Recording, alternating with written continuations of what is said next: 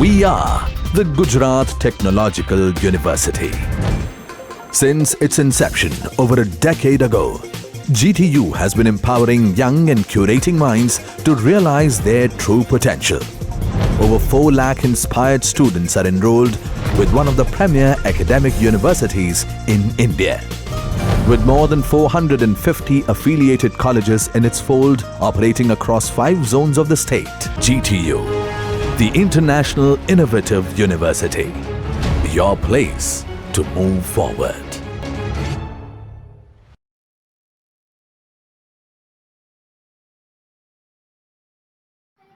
So now we will discuss about male reproductive system associated disease or disorder of the male reproductive system. So you can see here in a red color some disease and condition which are associated with the male reproductive systems.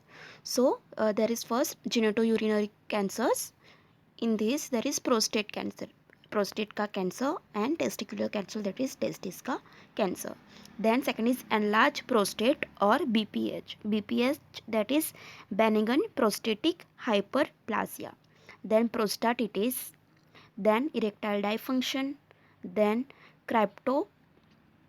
cryptorchidism or undescended testicles, then testosterone deficiency syndrome. 7 is varicose and 8 is hydrogel, then male fertility, and 10 is sexual transmitted disease. Now we will see first, you can see here there is detail of prostate cancer, right? Its symptoms and prevention, but we briefly discuss about it. So what is prostate cancer? So mainly जो cancer है that occur in a prostate gland, right? और one of the most common type of cancer है जो main में देखा जाता है ये. और इसमें क्या होता है कि जो कैंसर है, प्रोस्टेट कैंसर है, वो स्लोली ग्रो होता है and it is initially confined to the gland itself, और वहाँ पे may not cause serious harm. और some type of prostate cancer they are aggressive and can spread quickly. So next figure जो है यहाँ पे आप देख सकते हो. सो ये जो है यहाँ पे आप ये फिगर जो देख रहे हो, यहाँ पे आप देखोगे यहाँ पे सर्कल किया हुआ है ब्लैक कलर से. सो यहाँ पे आप प्रोस्टेट देखोगे, ठीक है. फिर बाजू वाला जो है डायग्राम ये वाला, यहाँ पे आप प्रोस्टेट में ये कैंसरियस ट्यूमर देखोगे. सो ऐसे होता है prostate cancer. Then next is testicular cancer. So testis का कैंसर, और ये compare to other cancer normally rare होता है, ज़्यादा देखने के लिए नहीं मिलता है. सो मेनली हमको पता है जैसे कि टेस्टिस जो है उसका मेन वर्क क्या है, वो जो मेल सेक्स हॉर्मोन्स है उसको सिक्रेट करते हैं और स्पर्म का रिप्रोडक्शन करते हैं, राइट. सो जो टेस्टिस में कैंसर होता है that is testicular cancer, testis का कैंसर. यहाँ पे फिगर है, ठीक है. इसमें आप देखोगे cancer of testis. Then next is enlarged prostate or benign prostatic hyperplasia, that is BPH, and it is also known as hypertrophy or prostatic enlargement. so इसमें क्या होता है, जो prostate जो है वो enlarge हो जाता है. so means the gland has grown bigger. और इसमें जो है ये कैसे होता है, mainly happen to almost all man, सब में देखने के लिए मिलेगा. एज दे गेट ओल्डर, जैसे जैसे वो ओल्ड होते जाएंगे आपको सभी मैन में ये देखने के लिए मिलेगा. ये कैंसर नहीं है, बट सॉरी ये कैंसर नहीं है, but it does not raise risk of prostate cancer. So ये कैंसर भी नहीं है, और कैंसर जो प्रोस्टेट कैंसर है उसका रिस्क को भी ये बढ़ाता नहीं है. सो आप नेक्स्ट फिगर में देखोगे यहाँ पे प्रोस्टेट कैंसर. सो यहाँ पे आप देख रहे हो बाजू वाली फिगर में right side, that is benign prostatic hyperplasia. यहाँ पे आप देखोगे हियर. सो यहाँ पे आप देख रहे हो, ठीक है. जो ये जो है यहाँ पे दिस इज़ नॉर्मल प्रोस्टेट, ठीक है। और यहाँ पे जो है ये आप देख रहे हो प्रोस्टेट जो है वो एनलार्ज हो चुका है, बड़ा हो चुका है, right. So this is prostate cancer. Then next that is enlargement of prostate. Then third is prostatitis. So ये जो है मेनली इन्फ्लामेशन है प्रोस्टेट ग्लैंड का, स्वेलिंग और inflammation of the prostate gland, और ये बहुत ज़्यादा पेनफुल होता है और डिस्ट्रेसिंग होता है, बट टाइम जाने के बाद ये ठीक भी हो जाता है। और इसके मेनली दो टाइप्स है, क्रोनिक प्रोस्टाटिस एंड एक्यूट प्रोस्टाटिटिस। क्रोनिक जो है उसमें जो सिम्टम्स है वो आते हैं और टाइम ख़त्म होने के बाद चले जाते हैं, ऐसे सेवरल मंथ्स, और ये सबसे ज़्यादा कॉमन टाइप है और ये इन्फेक्शन से नहीं होता है। जब जो एक्यूट प्रोस्टाटिटिस है वो इसके जो सिम्टम्स रहते हैं वो सीवियर होते हैं और सडनली डेवलप होते हैं, और ये रेयर है लेकिन सीरियस है, और इसके लिए हमको इमीडिएट ट्रीटमेंट देना पड़ता है, और ये इन्फेक्शन से हो सकता है। देन यहाँ पे आप देख सकते हो ये जो फिगर है, यहाँ पे जो हेल्दी प्रोस्टेट है उसका फिगर है, और ये इन्फ्लामेशन वाला प्रोस्टेट जो पूरा स्वेल हो चुका है, right. So prostatitis that is inflammation और swelling of the prostate gland. Then fourth is erectile dysfunction. जो इरेक्टाइल डायफंक्शन है that is also known as impotence, right. So इसमें क्या होता है, inability to get and keep an erection firm enough for the intercourse. So इसमें आप ये भी बोल सकते हो कि स्टेरिलिटी एंड इम्पोर्टेंस। तो स्टेरिलिटी क्या है, स्टेरिलिटी मतलब कंडीशन होती है मेल में जिसमें फर्टिलाइजेशन जो है ओवम का बाय द स्पर्म वो पॉसिबल नहीं होता है, और इसके लिए न्यूमरस रीजंस हो सकते हैं, जैसे कि फिज़िकल या फिर एजिंग, साइकोलॉजिकल, जेनेटिकल और फिजियोलॉजिकल। और मेनली जो फिज़िकल और फिजियोलॉजिकल रीजंस जो है और जो एज है, एज बढ़ रही है, राइट। सो उसकी वजह से क्या होता है, they may not allow the erection of penis to complete the act of coitus for the deposition of sperms और स्पर्माटोजोआ और semen deep in vaginal tract. So mainly जो क्या है, मतलब जो abnormality in sperm that is due to the chromosomal aberration या फिर toxicity of vaginal tract due to the unspecified reason, या फिर दूसरे रीजन भी हो सकते हैं।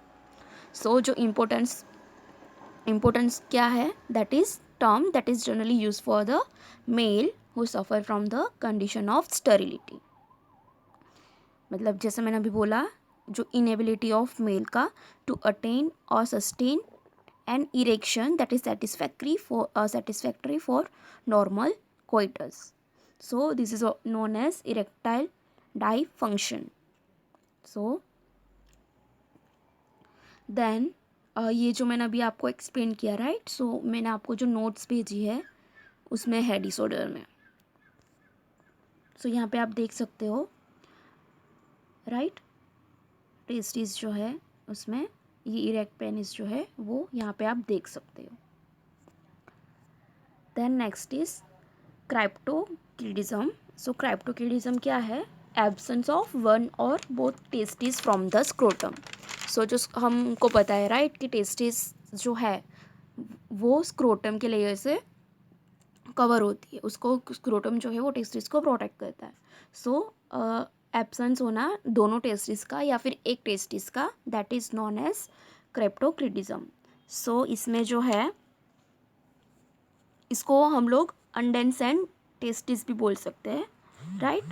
और जो एब्सेंट टेस्टिस जो है from the normal scrotum position, they may be anywhere along the path of descent and in inguinal canal में भी हो सकता है, देन इक्टोपिक हो सकता है, देन अनडेवलप्ड और हाइपोप्लास्टिक और सीवियरली एबनॉर्मल और डिसजेनेटिक और मिसिंग या फिर अनोरिचिया। सो ये जो है, जैसे मैंने बोला अभी, जो टेस्टिस जो एब्सेंट होती है from the normal scrotal position वो यहाँ पे हो सकती है। सो यहाँ पे आप देख सकते हो फिगर में जो यहाँ पे है, तो ये जो स्क्रोटम जो है यहाँ पे, सो यहाँ पे आप टेस्टिस स्क्रोटम में नहीं होके दूसरी जगह पे हो सकती है।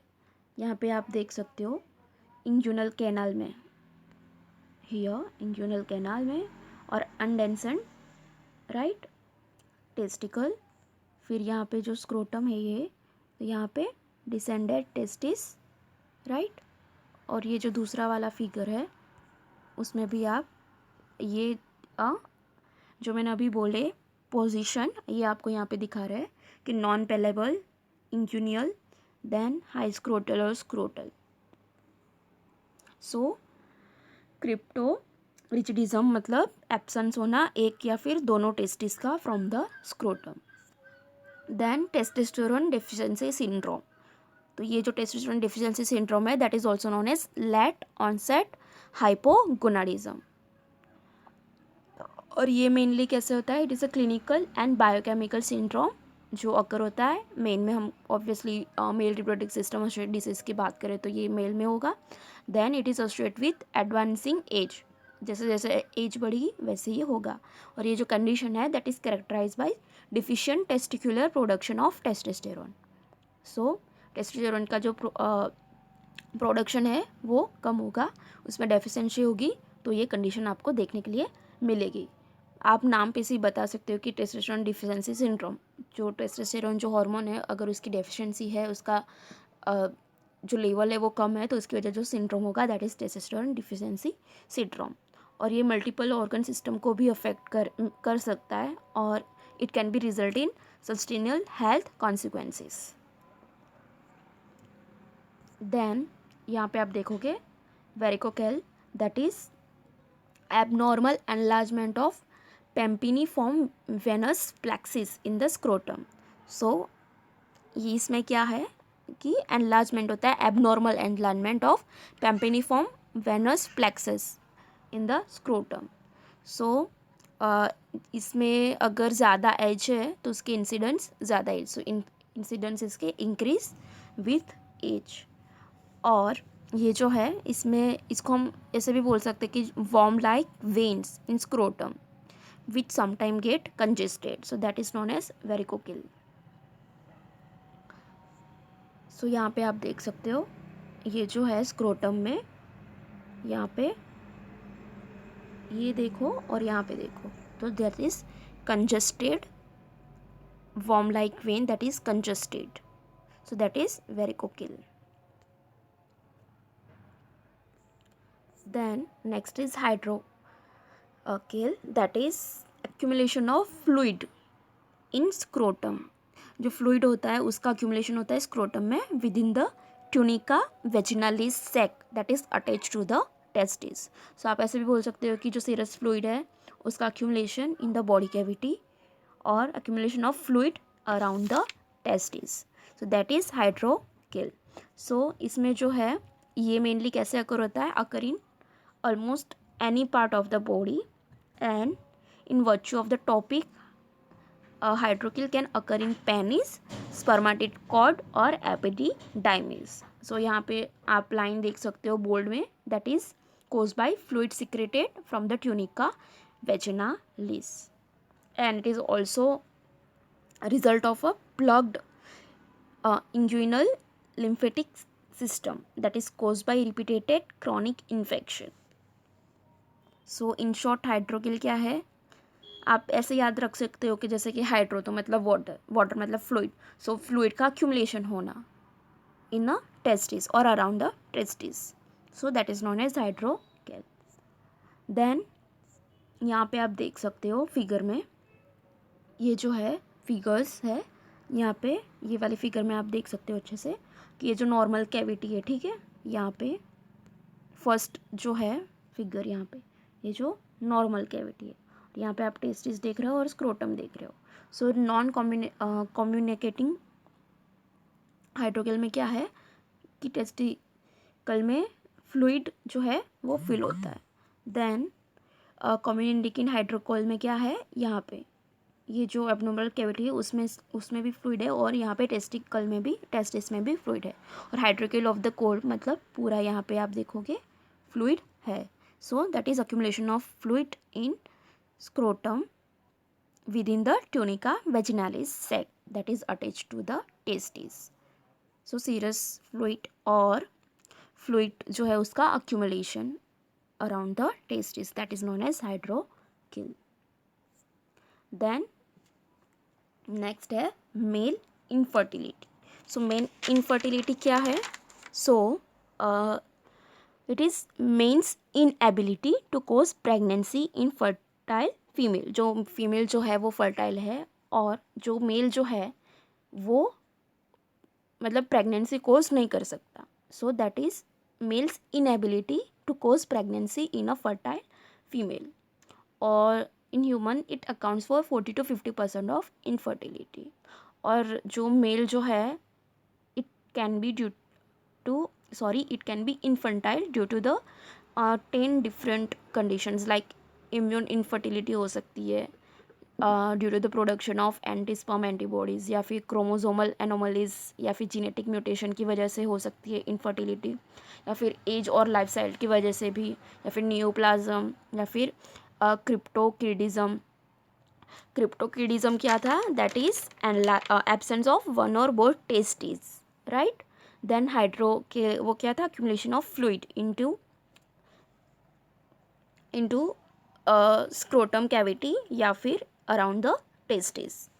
Then defects in USP26 and acrosomal defect affecting egg penetration and idiopathic oligospermia. So इसकी वजह से मेल में इनफर्टिलिटी हो सकती है. सो यहाँ पे that is primary pathogenesis of male reproductive system में आप यहाँ पे देखोगे कि इनफर्टिलिटी कौन सी वजह से हो सकती है, कि जैसे कि मेल एसेसरी ग्लैंड इन्फेक्शन या फिर prolonged status of स्पर्माटोजोआ in epididymis और इन ट्रांसिट. देन इमेच्योर और एबनॉर्मल स्पर्माटोजोआ. फिर सिस्टमिक पैथोलॉजीज में जैसे कि डायबिटीज़ है या फिर कैंसर है या फिर कोई सिस्टमिक इन्फेक्शन है, या फिर जो एनवायरमेंटल लाइफस्टाइल फैक्टर्स है जैसे कि कोई ड्रग की वजह से या फिर स्मोकिंग की वजह से, देन पॉल्यूशन और रेडिएशन की वजह से, राइट. सो उसकी वजह से जो स्पर्माटोजोअल डाइफंक्शन है वो होगा और उसकी वजह से इनफर्टिलिटी होगी. Then is sexually transmitted infection. It is also known as sexually transmitted disease, right. So इसमें ये जो मेनली है इन्फेक्शन है जो कॉमनली स्प्रेड होता है बाय द सेक्शुअल एक्टिविटी की वजह से. सो और specially by the vaginal intercourse और एनल सेक्स और ओरल सेक्स. सो इसमें समटाइम और मैनी टाइम्स कोजेज जो है सिम्टम्स जो है वो हमको देखने के लिए नहीं मिलता है, राइट. और इसमें जो सिम्टम्स और साइंस हो गए that is vaginal discharge, penile discharge, ulcer on or around the genital and pelvic pain. So these are the symptoms and sign of the disease, right. Or there are more than 30 different bacteria, virus or parasite that can be transmitted through the sexual activity. और bacteria में आप जैसे कि chlamydia, gonorrhoea, syphilis है. Virus में genital herpes and HIV AIDS and genital warts, और parasitic में trichomoniasis. So these are the different bacteria, viruses or parasite which transmitted through the sexually activity, और उसकी वजह से sexually transmitted disease या फिर sexually transmitted infection होगा. So यहाँ पे आप देखोगे ये इमेज में that is chlamydia infection, right. Chlamydia that is caused by Chlamydia trachomatis. So यहाँ पे आप देखोगे जो पेनिस है उसमें इन्फेक्शन हुआ है, ठीक है. Then next is gonorrhoea that is caused by Neisseria gonorrhoeae. So या आप यहाँ पे फिगर में देख सकते हो कि डिस्चार्ज हो रहा है पेनिस से, राइट. देन नेक्स्ट है syphilis that is caused by Treponema pallidum. So यहाँ पे आप देख सकते हो उसके सिम्टम्स, साइंस. देन यहाँ पे फिगर है that is genital herpes that is caused by herpes simplex virus. Then HIV/AIDS that is cause by human immunodeficiency virus, ये आपको सबको पता ही है। यहाँ पे इसके सिम्टम्स भी लिखे हुए हैं HIV इन्फेक्शन के, जैसे कि हेडेक है, डिफ़िकल्टी इन कंसनट्रेटिंग, फिर स्किन पे आपको रैसेस देखने के लिए मिलेंगे, फीवर होगा आपको, स्वेलिंग में प्रॉब्लम होगी, देन रेस्पिरेटरी सिस्टम में cough, dry cough, pneumonia, sore throat, muscles pain, then digestive system में nausea, vomiting, diarrhoea, joint pain, weight loss, fatigue, right? So these are the symptoms of HIV infection. फिर यहाँ पे आप देखोगे genital warts that is caused by human papilloma virus, virus की वजह से जो STDs होते हैं वो।